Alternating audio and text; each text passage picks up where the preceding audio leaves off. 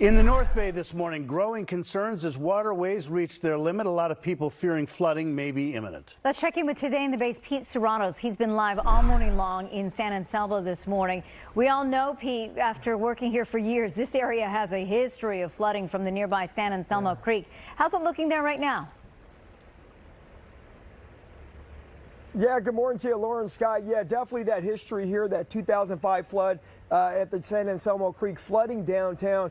So there is that history here, but the creek levels are fairly low right now, about 10 feet below what's considered flood stage. Still, what you're going to see here are the sandbags in front of businesses. Of course, they are familiar with the flooding, so that's going to be in place when you see that here. But so far, obviously, creek levels are low, so you have no flooding in this area. But let's go ahead and check out some of the other damage that we're seeing from this storm in the North Bay. Now, this is in Santa Rosa. Tweet from the city. You see some of those downed trees.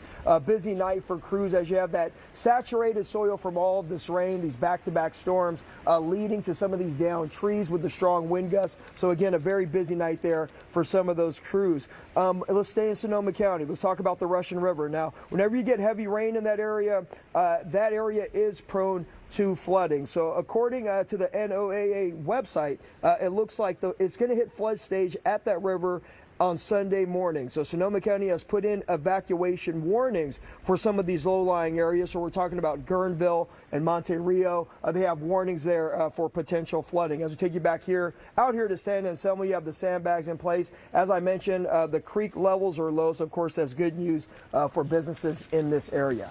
We're live in San Anselmo. Pete Suratos for Today in the Bay.